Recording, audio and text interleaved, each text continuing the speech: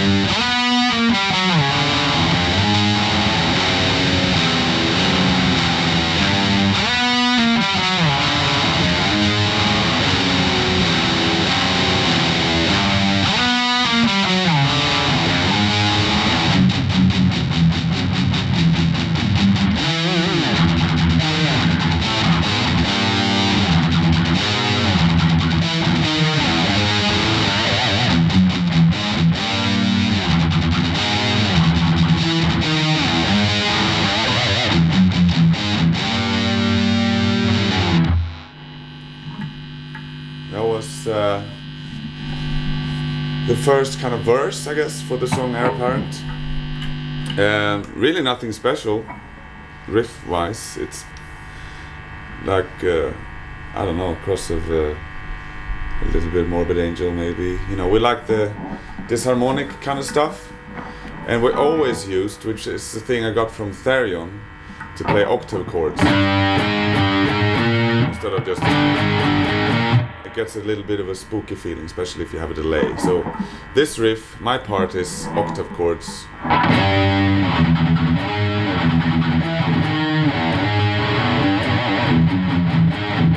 It's basically all octave chords, apart from this, which is a disharmonic little thing that we use quite often. And Fredrik is doing what we call the Morbid Angel harmony. So he's playing. I'm playing this note, and he's playing this. I'm playing the minor third on top for the first 2 octave notes.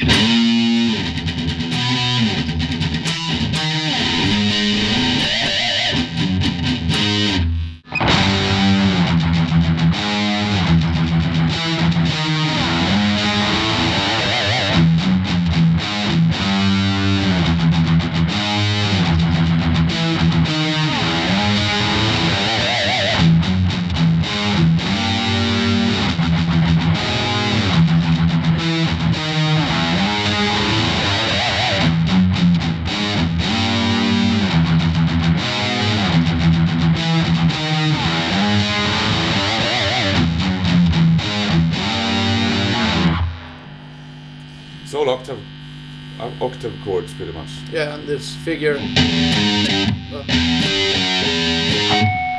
then you can do the Zakk Wylde tutare. Yeah, we don't really have to do it.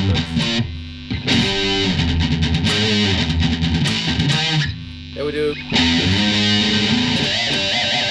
It's a little bit more attitude.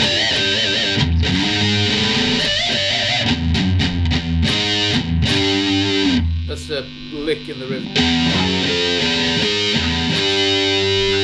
It's pretty simple. Just one disharmonic, evil and dark and satanic.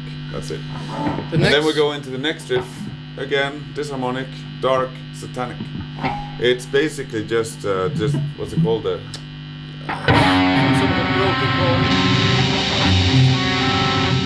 And you lift the. And you kind of go from the what's it called? Index finger. Yeah. You lift it.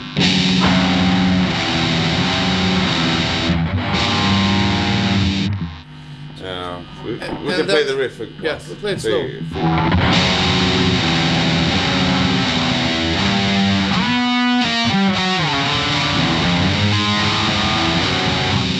Kind of just very disharmonic.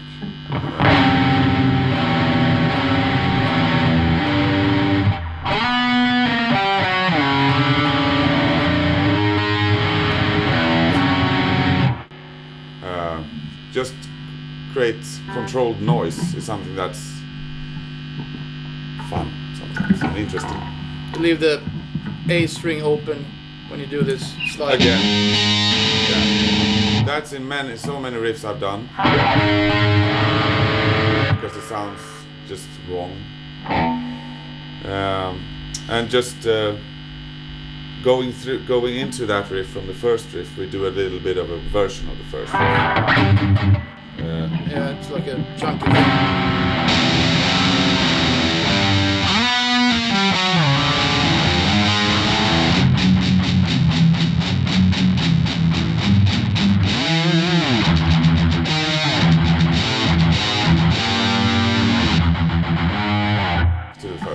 Back to the verse, and I do play an harmony, like the minor third on top when we go down. So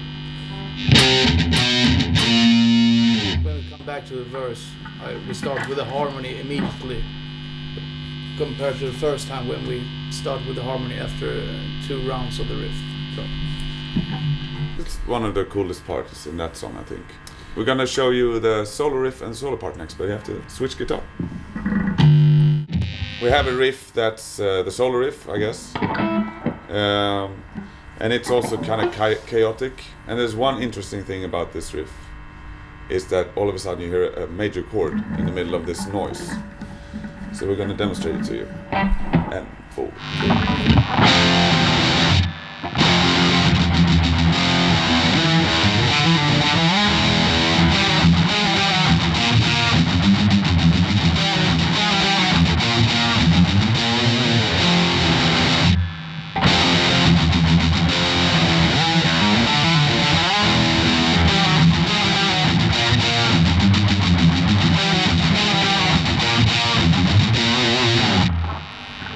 So it's also very disharmonic. That was the kind of, I don't know, the main idea behind this song, to make it disturbing sounding. This riff, you can break it down a little bit. Yeah.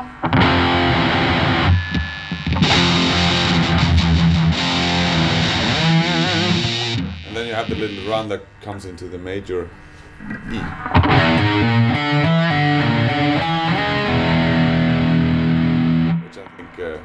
Is interesting.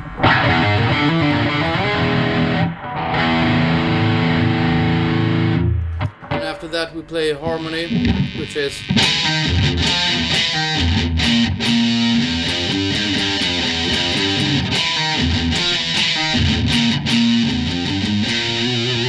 and I play, what's it called?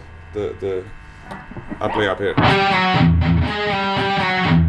Minor third. Minor third. Always. 3.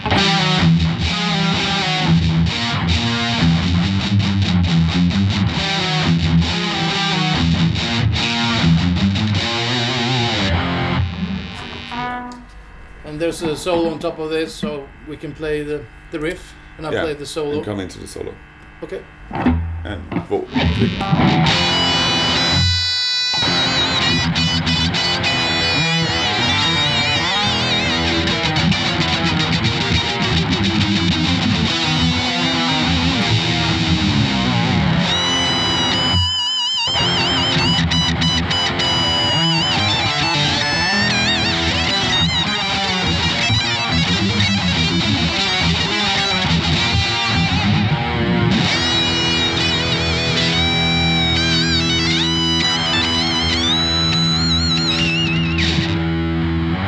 Something like that.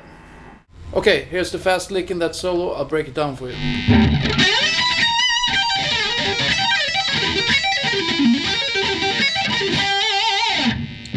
It's diminished scale, and it has some string. It's a stretch, like the diminished stretch. Oops. And it starts off like this. Slide down.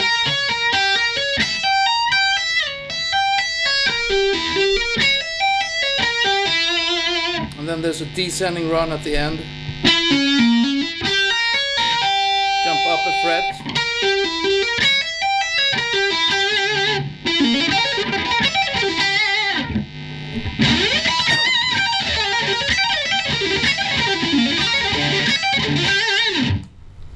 Bit sloppy, but there you go.